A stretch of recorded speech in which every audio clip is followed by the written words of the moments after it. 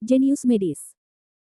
Sebelum lanjut, bagi yang belum subscribe Cafe Novel, silahkan subscribe dan aktifkan lonceng notifikasi supaya tidak ketinggalan update terbaru dari kami. Jangan lupa juga tinggalkan like, komen dan share video ke medsos yang sahabat punya. Oke lanjut. Bab 991-993. Semua untukku. Akulah yang bertanggung jawab membunuh orang. Lelaki tua itu marah dan memerintahkan tangannya untuk melakukannya. Segera, lebih dari selusin pengawal mengerumuni dan bergegas menuju Jericho Lee. Kecepatan mereka sangat cepat, satu kiri, satu kanan, satu SMP, 3 orang dalam satu kelompok sebagai satu kesatuan, yang jelas mereka adalah pengawal profesional dengan pelatihan profesional. Gerakannya terkoordinasi erat, tanpa kebocoran. Namun, tindakan semacam ini tampaknya cukup ampuh bagi orang biasa, tetapi bagi seorang guru surgawi, tindakan ini sama lemahnya dengan yang seharusnya. Sikat. Sebuah tinju menghantam langsung, dan sisi kiri dan kanan menyapu kedua kaki, menyerang sendi kaki Jericho Lee. Jericho Lee berdiri diam. Mati. Melihat Jericho Lee tidak mengelak, orang-orang langsung merasa dia gila dan mencari cara sendiri untuk mati. Bang-bang. Kedua kaki yang menyapu itu memukul buku-buku jari Jericho Lee dengan keras, dan mata kedua pria itu tiba-tiba berbinar, pukul. Namun, detik berikutnya, kegembiraan mereka lenyap, digantikan oleh rasa ngeri dan tidak percaya yang kuat. Saya melihat Jericho Lee dipukul oleh mereka, tanpa guncangan sedikit pun, bahkan sedikit pun gerakan. Bang! Tinju dari depan hendak mengenai kepala Jericho Lee, tapi dia tidak tahu dari mana penghalang emas muda itu keluar. Tinju pria itu langsung mengenai penghalang. Dengan suara yang tumpul, tinjunya terhalang, dan pria itu menggigit giginya. Sebuah kekuatan besar datang dari sikunya, mencoba mendorong tinjunya ke depan. Namun dia sangat putus asa saat mengetahui bahwa sekeras apapun dia berusaha, tinjunya tidak dapat bergerak maju. Bagaimana mungkin? Ada suara luar biasa dari kerumunan. Senandung. Di tengah penghalang, Jericho Lee menyeringai menghina di sudut mulutnya. Tiba-tiba, kekuatan pantulan yang sangat besar keluar dari penghalang. Ledakan. Beberapa orang langsung terbang dan menghantam tanah. Beberapa dari mereka terbang keluar dari rumah sakit dan jatuh lebih dari 10 meter. Kiss. Tiba-tiba, pemandangan itu menjadi sunyi. Detik berikutnya, kerumunan itu tersentak. Mereka tidak percaya dengan apa yang mereka lihat. Apa penghalangnya? Sialan. Apa yang kamu lakukan? Ayo Fuda membuka dan melihat beberapa orang di gelombang pertama terpental, dan Jericho Lee tidak terluka. Dia sedang terburu-buru dan segera meneriaki yang lain. Yang lain melihat ini, menggerogoti gigi mereka, dan segera mengepung mereka. Namun, tidak peduli bagaimana mereka menyerang, ketika tungkai dan kaki mereka hendak menyentuh tubuh Jericho Lee, akan ada penghalang untuk memblokir serangan fungsional mereka, yang membuat serangan mereka sama sekali tidak efektif. Penghalang apa ini? Kerumunan terkejut dan marah, dan serangannya bahkan lebih sengit. Namun, semua itu sia-sia. Untuk serangan mereka dengan kekuatan ini, apalagi menghancurkan perisai, mustahil untuk menembak jatuh Jericho Lee. Haha, serangan lemah. Jericho Lee meremehkan, jantungnya membaca sebuah gerakan, lapisan pelindung gas yang sebenarnya berkedip-kedip dengan cahaya keemasan. Semua orang langsung terlempar dan hancur berkeping-keping. Chang Xuande, yang sedang mengamati di aula dalam, terkejut melihat pemandangan ini. Pada saat yang sama, dia akhirnya melepaskan hatinya. Dia yakin bahwa Jericho Lee benar-benar tidak perlu khawatir dikepung oleh begitu banyak orang. Apakah ini semangat dan semangat bela diri yang sebenarnya dalam buku-buku kuno? Chang Xuande tidak dapat menahan diri untuk berpikir bahwa Jericho Lee pernah memberitahunya bahwa Jericho Lee telah mengembangkan ki aslinya. Seperti keterampilan internal dalam novel seni bela diri. Sungguh menakjubkan melihat Anda hari ini. Melihat orang-orang yang tersebar di tanah, wajah Fudakai sama jeleknya, tetapi pada saat yang sama, dia sangat terkejut. Dia tidak pernah mengira anak muda ini menyembunyikan kekuatan yang begitu mengerikan. Dia ketakutan dan berteriak histeris kepada bawahannya, ayolah. Bunuh dia, masih belum mau menyerah. Wajah Jericho Lee menjadi lebih dingin. Dia mendatangi seorang pria di tanah, mengangkat kakinya tinggi-tinggi dan terjatuh dengan keras. Dong. Hanya terdengar suara mati rasa, dan kaki Jericho Lee menginjak kepala pria itu. Ah. Pria itu langsung berteriak kesakitan. Apakah kamu tidak ingin membunuhku? Ayo, saling menyakiti. Haha, tidak bisakah kamu melakukannya? Wajah Jericho Lee penuh dengan ejekan dan penghinaan, dan dia berusaha keras di bawah kakinya. Klik, klik. Suara gesekan antara kepalanya dan tanah membuatnya ketakutan. Dia bahkan bisa mendengar suara patah tulang. Rasa sakit yang luar biasa dan suara dingin hampir membuatnya ingin pingsan di tempat. Tidak, jangan bunuh aku. Pria itu segera menangis dan memohon. Tidak untuk membunuhmu. Bukankah orang tua itu baru saja mengatakan dia akan membunuhku? Jericho Lee mengangkat cibiran kejam dari sudut mulutnya, dan kekuatan besar datang dari kakinya. Bang!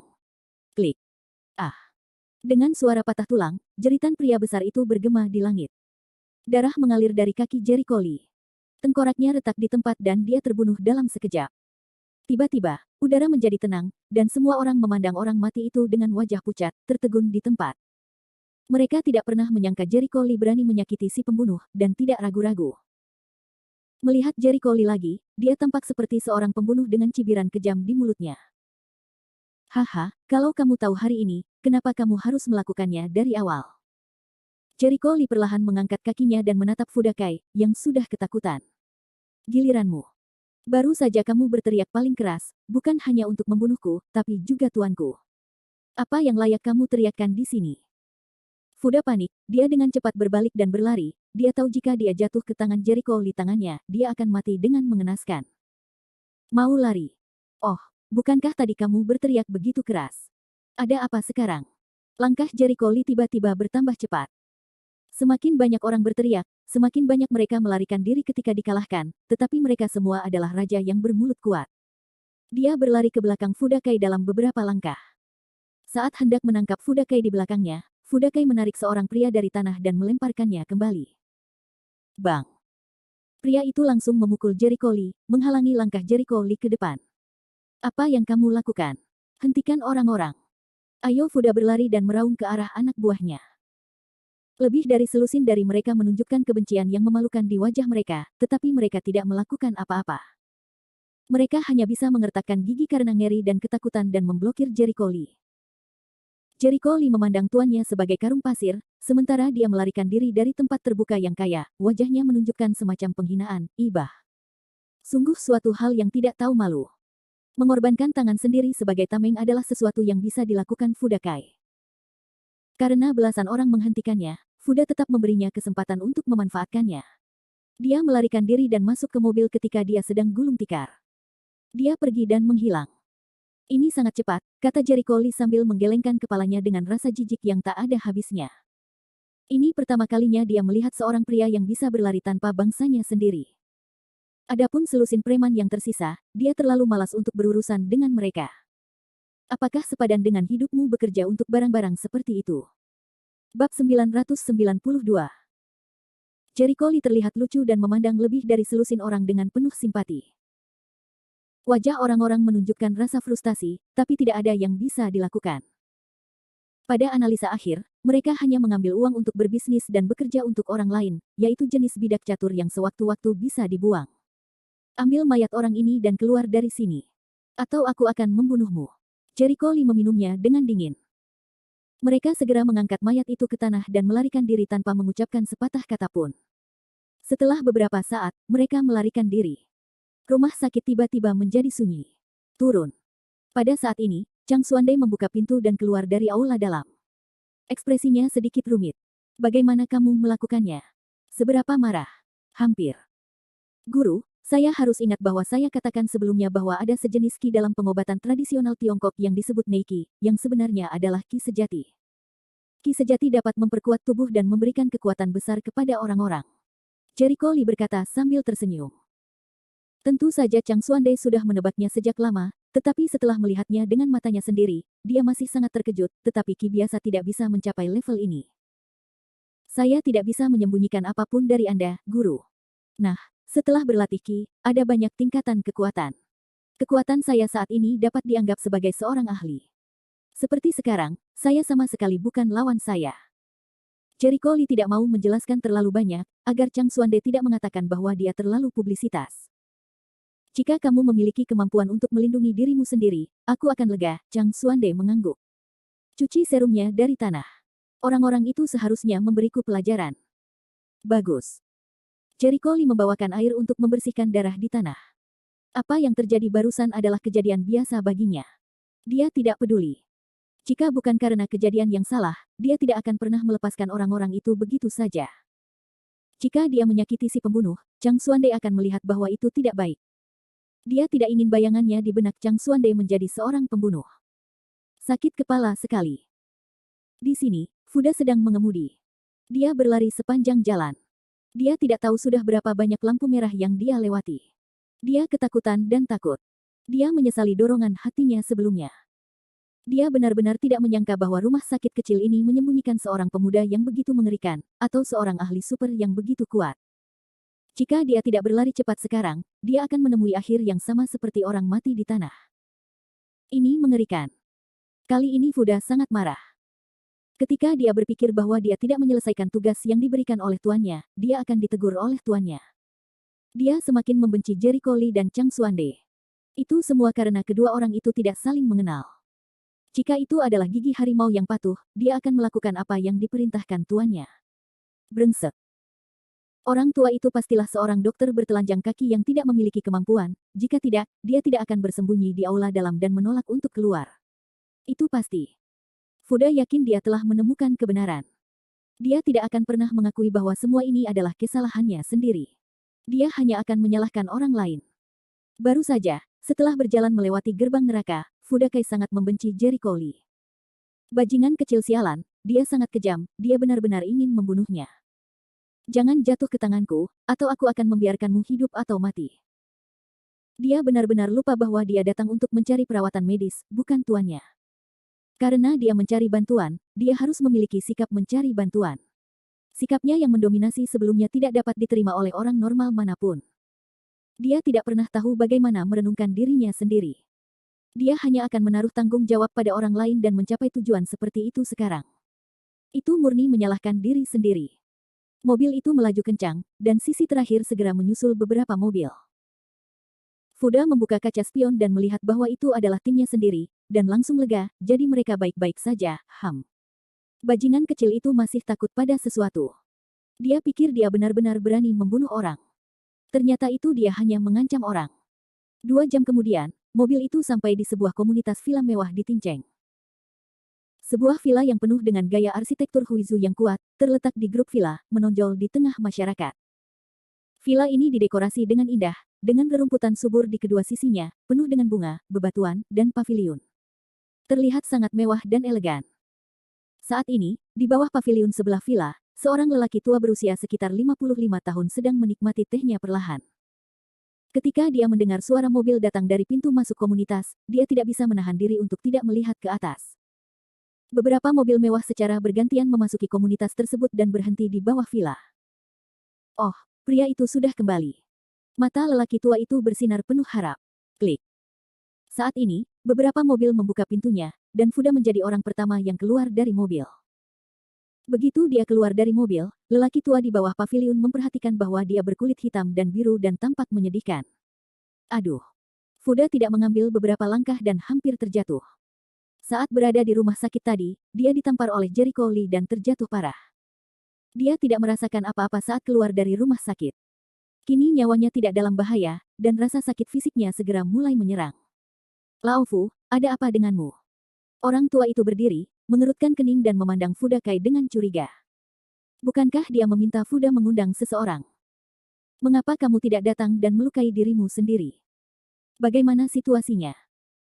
Dengan bantuan beberapa bawahannya, Fuda Kai berjalan ke arah lelaki tua itu dengan wajah gemetar, memperlihatkan wajahnya yang merah cerah dengan sidik jari 5. Pada saat yang sama, dia menangis dengan sedih, "Tuan, saya tidak pandai melakukan sesuatu. Ini semua salah saya karena orang ini tidak datang. Sebaliknya, saya dipukuli habis-habisan oleh mereka." Orang tua itu tercengang.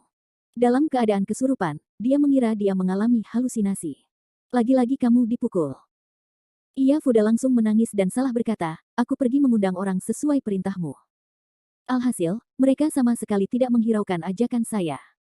Sebaliknya, mereka berbicara kasar kepadaku, memukuliku, dan bahkan membunuh seorang pengawal. Berat.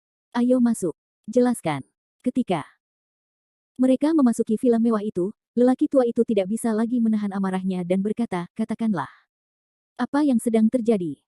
Jelaskan kata demi kata, dan jangan tinggalkan detail apapun." "Baik, Tuan." Fuda membungkuk hormat dan menjelaskan, "Tuan, saya khawatir Anda tidak akan pernah membayangkan betapa menipunya dokter itu.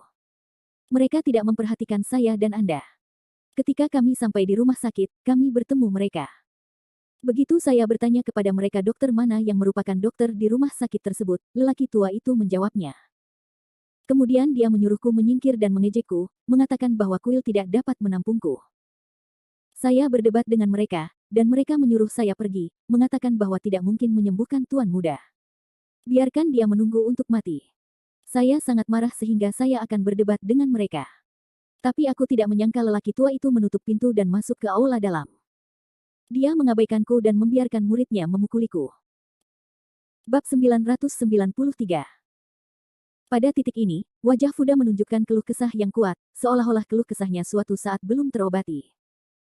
Muridnya, Tuan, kamu tidak tahu betapa sombongnya dia, mengancam akan membunuh kita semua. Kesan di wajahku adalah dia memukulku dengan keras. Sudah 2 jam sekarang, dan itu belum hilang. Matanya berbinar, kepalanya menunduk dan kelopak matanya terkulai. Tidak ada yang tahu apa yang dia pikirkan. Saya sudah berulang kali mengatakan kepada Anda bahwa Anda mengundangnya menemui dokter untuk tuan muda, tetapi mereka tidak datang sama sekali, dan anak laki-laki itu menamparkan saya, dan bahkan membunuh seorang pengawal. Saya pikir dia masih muda dan seharusnya begitu. Seorang pemuda biasa, tetapi saya tidak menyangka bahwa dia adalah seorang ahli super dan merobohkan pengawal dalam beberapa gerakan. Dia akan membunuh saya. Untungnya, saya berlari cepat, jika tidak, tuannya tidak akan pernah melihat saya lagi. Di penghujung hari, Fuda menangis, terlihat lebih tidak adil daripada Doe. Tuan, Anda harus memutuskan untuk kami. Anak itu terlalu sombong. Dia berkata bahwa dia tidak hanya akan membunuh saya, tetapi juga bunuh mereka. Dia bahkan ingin membunuh tuannya. Dia juga ingin tuan muda itu mati. Betapa kejamnya dia memiliki lidah yang cerah, dan ekspresi wajahnya seperti seorang aktor. Dia bisa realistis seperti yang dia inginkan menjadi. Master opera. Lelaki tua itu memandangnya dan sedikit mengernyit. Lalu dia memandangi selusin pengawal dengan kepala tertunduk. Apakah yang dikatakan Lao Fu benar? Mereka semua menggigil, berkata atau tidak. Apa yang ingin kamu ketahui?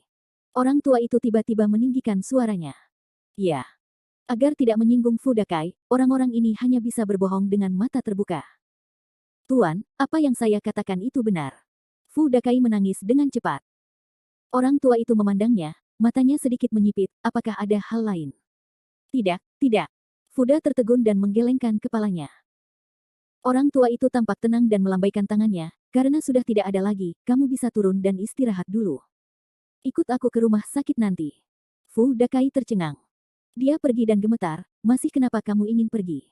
Lelaki tua itu menatapnya dengan tatapan galak. Apa? Anda tidak akan pergi? Tidak. Aku pergi. Fu Dakai segera menundukkan kepalanya. Faktanya, cara dan momentum Jericho Lee yang ganas telah benar-benar membuatnya takut.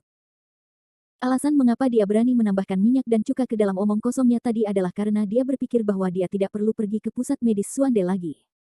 Dia tidak tahu dia harus pergi, yang membuatnya pingsan. Kamu turun. Begitu mereka pergi, ekspresi wajah lelaki tua itu tiba-tiba berubah dan menjadi dingin. Dia menatap selusin pengawal dan berkata, ada apa? Saya tidak percaya dokter tua pengobatan Tiongkok di sekolah kedokteran akan menyinggung perasaan Anda tanpa alasan. Dia cukup jelas tentang keutamaan Fu Dakai.